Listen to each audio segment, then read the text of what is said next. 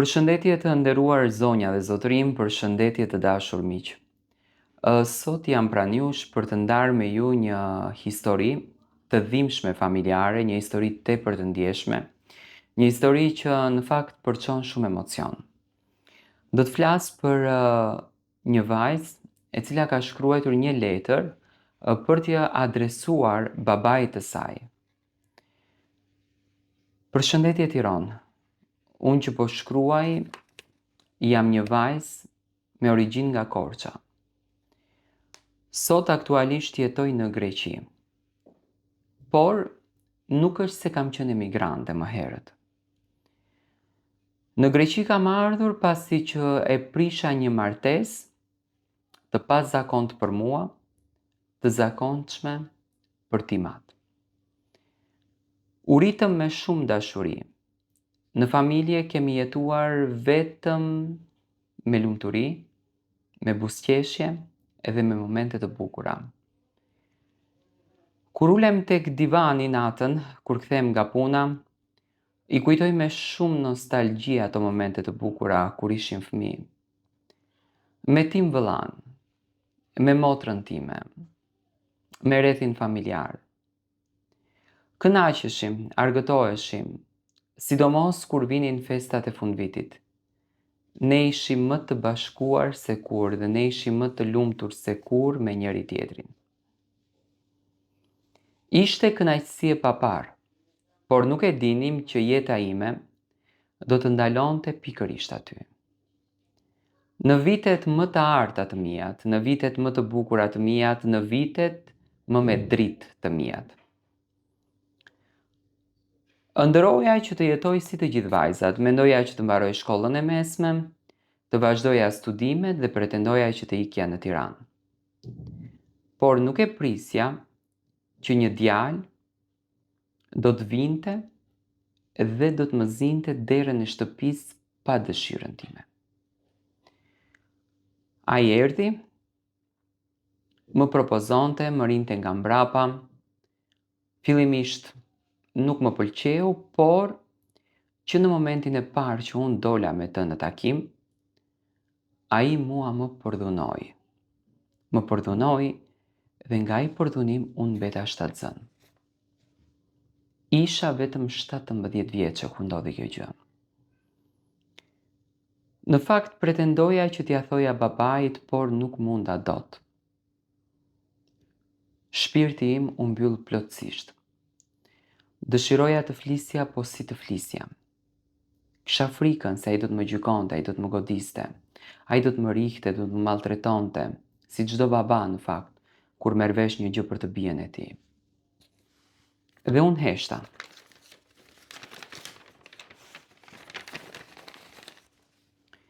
Ime më vendosi që këtë gjë t'ia tregon babit kur barku im filloi që të rritej, sepse nuk mundeshim ne ta fshejmë të vërtetën. Unë ja tregova mamit se çfarë fshihet në barkun tim. Dhe kështu që e vërteta doli. Në momentin që babi e mori vesh, vendosi që t'i telefonon këtij djali, ta thëret edhe t'i kërkon fejesën me mua. Unë me patjetër që nuk isha dakord. Isha krejtësisht kundër. Doja jetën time, nuk doja që të fejohesha, e ndjeja veten shumë të re. Por babai nuk pyeti. Babai më tha me patjetër, ky është obligimi kryesor që e ke.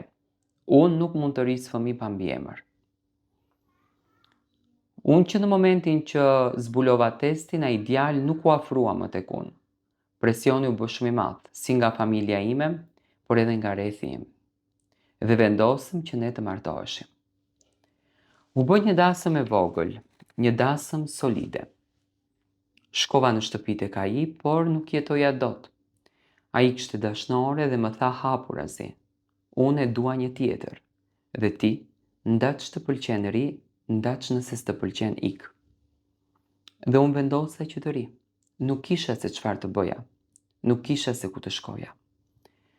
Natën nuk vinte pothuajse fare në shtëpi. Unë isha një e huaj. Vjera nuk më donte hiç, sepse unë isha një nga vajzat që ky djalë i kishte patur të dashura dhe me këto të dashurat ky kishte bërë thjesht qefet e tia.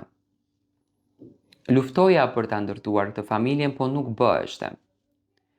Dhe një ditë prej ditësh, ai vendosi që të më largon nga shtëpia, por më largoi nga shtëpia dhe unë djalin e kisha vetëm 4 muajsh. Një tmerr i vërtet na kaploi, një dhimbje e madhe, nuk ishim se ku të shkonim. Babi më thonte unë nuk të marr në shtëpi sepse lagja flet. Njerëzit të komentojnë, do të thonë ja la i shoqi, ky e mori. Dhe u detyrova që të kap autobusin e parë edhe të iki në Tiranë. Kur unë ika në Tiranë, fillova që të punoja në një lokal si kamariere. Gjatë kohës që punoja në lokal si kamariere, aty e njoha një djalë. Një djalë që më dha shumë dashuri, që më dha shumë vëmendje, që më dha shumë momente të bukura që në fakt nuk i kisha përjetuar më herët. Vendosa që t'i besoja këtij njeriu. Le të themi, më falni, u gënjeva krejtësisht. U gënjeva aq shumë sa që më shumë i besoja atij se sa vetes time. Ditët kalonin. Ai po bëhej çdo ditë edhe më i egër, ai po bëhej çdo ditë edhe më i ashpër. Unë nuk kisha më se çfarë të bëja. Dhe më detyroi mua që të iki në Greqi dhe të punoja për të.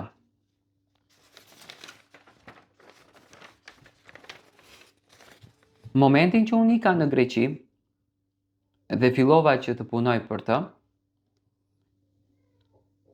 ai vetëm i merrte lekët edhe kur nuk pyeste për mua.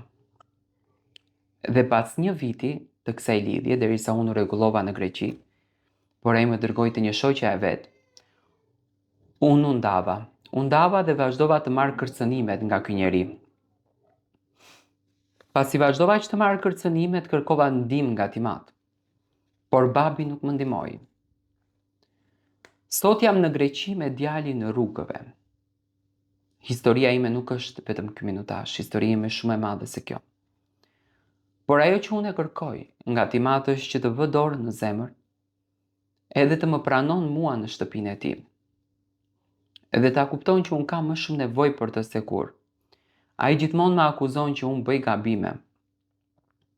Unë ja kam marrë fytyrën, unë e kam turpëruar. Por ai nuk e kupton që turpin më të madh, edhe tmerrin më të keq, e bën vet i madh, i cili mua më ka hequr dhe më ka nxjerrë në rrugë. Kjo vajzë ka nevojë për mendimin tuaj dhe unë mendoj që ju në komente mund t'i shprehni atë se çfarë ju mendoni se duhet të bëj.